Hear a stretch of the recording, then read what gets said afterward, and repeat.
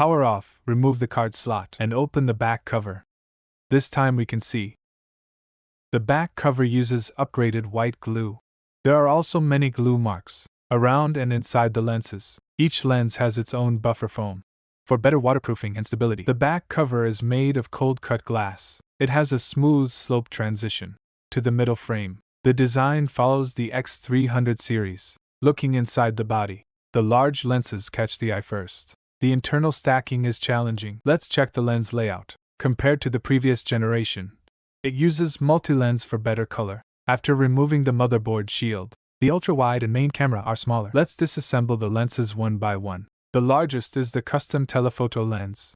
It is covered with heat film extending to the CMOS. It uses single anti-shake. The sensor is Samsung HP0. Besides large size and high pixels, OIS reaches 3 degrees. That's 8 to 17 times better than the usual 0.7 to 1 degree. From the comparison video, handheld telephoto recording is very stable. Every frame is clear. The main camera is upgraded from LYK818 to LYK901. The larger sensor increases module size. The biggest improvement is at 35mm. It can output 2 billion pixel photos. Because of high pixels, 50mm and 70mm shots are much better than the X200 Ultra. The ultra-wide uses Sony LYK818 with 1/1.28-inch sensor. It is still the ultra-wide champion. Compared to small JN5 sensors, image quality is much better.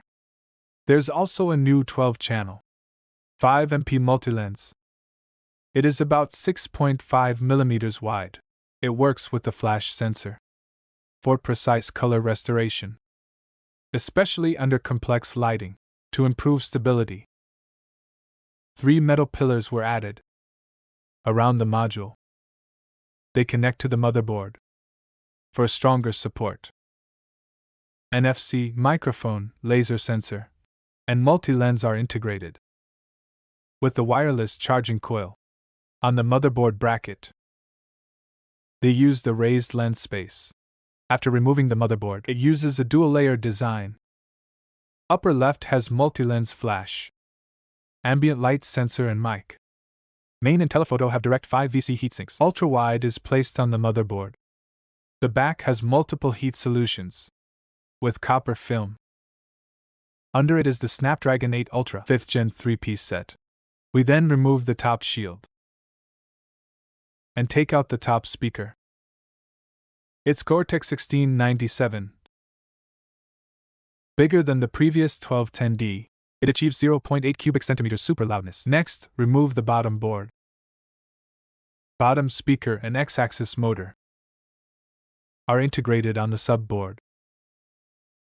Speaker is Gore-Tex 1115. Motor is Racing 7514A. Volume 420mm Superscript 3. It's quite good for flagship level. Microphones use waterproof rings. USB is upgraded to 3.2 Gen 2. Fast charging supports 100W. There are 4 microphones total. Sound quality is improved. The battery has quick-release design. 6,600 mAh capacity. That's 10% bigger than before.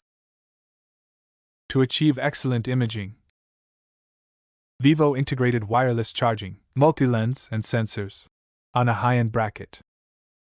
It makes good use of lens space. With stronger Snapdragon 8 Ultra and better battery plus 100W charging,